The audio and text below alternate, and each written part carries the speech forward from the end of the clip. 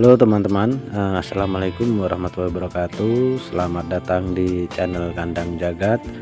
Kali ini saya akan memberikan edukasi tentang kehidupan kita dalam ternak entok ya teman-teman. Mungkin saatnya kita untuk belajar buat usaha mandiri ya, usaha yang kita kelola sendiri, karena mengingat semakin bertambahnya tahun dan semakin tua umur kita, masa sampai tua kita harus selalu bekerja buruh ya. Apa salahnya jika kita mencoba untuk bikin usaha mandiri ya teman-teman. Siapa tahu jika nasib kita bagus, maka kita akan menjadi bos ya teman-teman.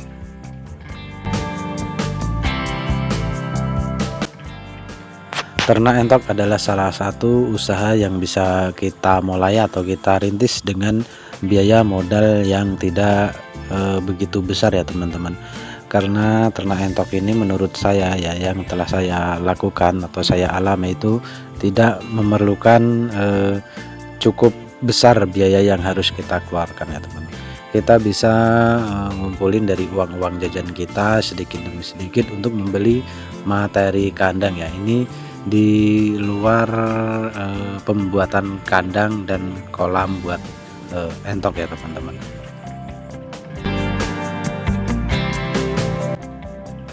Di sini saya tidak membahas tentang biaya kandang dan biaya pembuatan kolam mandi buat entok ya teman.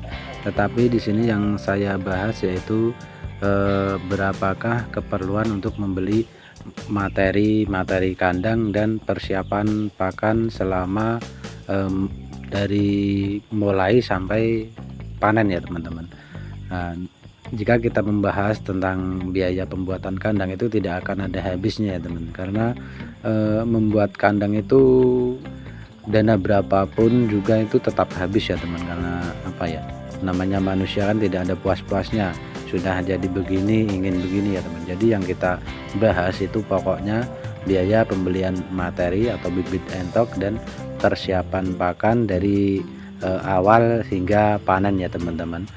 Simak terus videonya dan jangan lupa like, komen, dan subscribe ya teman, agar teman-teman tidak salah paham atau ketinggalan informasi-informasi yang telah saya bagikan sesuai dengan pengalaman saya teman-teman.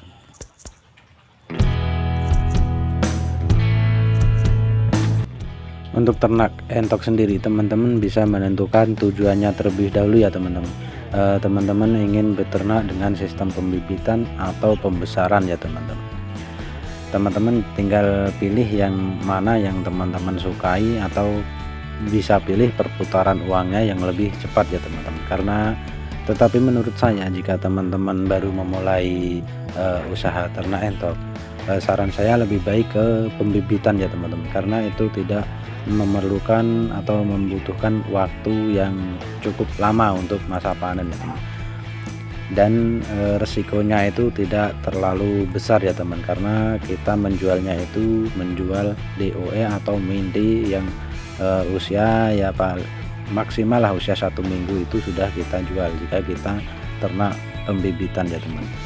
Untuk biayanya sendiri, teman-teman bisa membeli indukan ya, indukan satu paket lah misalnya. Itu biasanya harganya itu jika kita membeli superan ya, superan itu satu paket itu biasanya ya tidak sampai 500 lah ya. Kita untuk tahap belajar kita tidak perlu membeli entok-entok mahal, entok jumbo atau rambon itu kan harganya lebih tinggi ya daripada entok-entok biasa. Saran saya teman-teman bisa membeli ya minimal yang silangan lah ya teman-teman, itu biasanya 300 kita sudah dapat satu paket ya teman-teman. Tetapi untuk ternak entok pembibitan ini membutuhkan perawatan yang lebih jeli ya teman, karena kita itu yang kita carikan hasil telurnya ya teman-teman. Jika kita merawatnya tidak begitu teliti atau jeli itu, maka induk entok itu akan menghasilkan telur yang tidak maksimal lah ya. Tetapi jika kita merawatnya dengan teliti, maka induk entok itu akan menghasilkan telur yang maksimal.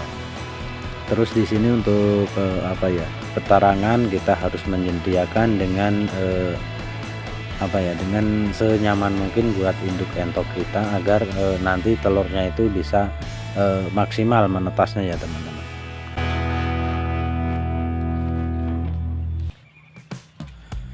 Selanjutnya yang perlu teman-teman pikirkan yaitu biaya persiapan pakan dari kita mulai beternak sampai panen pertama ya teman-teman.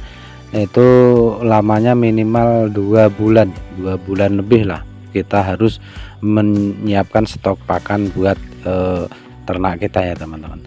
Nah, karena kebanyakan ya buat para peternak entok pemula itu kendalanya itu pasti di pakan ya teman-teman. Biasanya pakannya itu sukanya asal-asalan ya.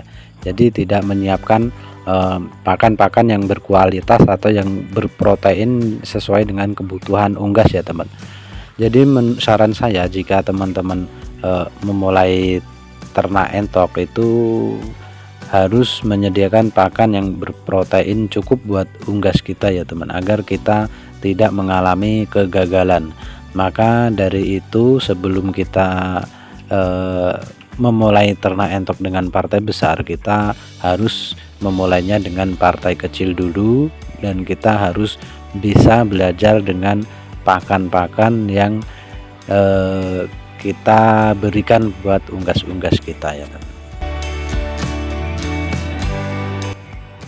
Untuk kebutuhan konsumsi pakan unggas entok kita ini ya, itu 1 on per ekor ya teman-teman. Itu jika pakan berprotein yang cukup ya teman. Tetapi jika pakan ya yang kita berikan buat konsumsi entok itu pakannya asal-asalan atau hanya mengandalkan tumbuh-tumbuhan yang ada di sekitar tempat tinggal kita, itu lebih ya teman-teman. Maka saran saya jika teman-teman memang benar-benar ingin memulai usaha ternak, itu ya berilah pakan konsumsi entok itu yang berprotein cukup.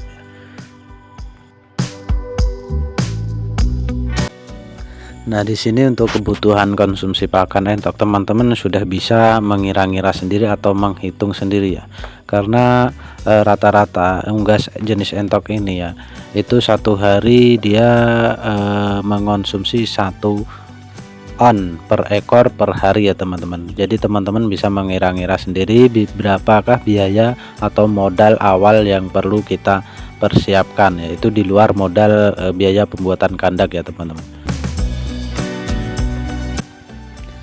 Jadi modal yang harus dipersiapkan lebih banyak yaitu di modal pakan ya teman-teman. Karena konsumsi pakan buat unggas entok kita itu sangatlah berpengaruh ya teman.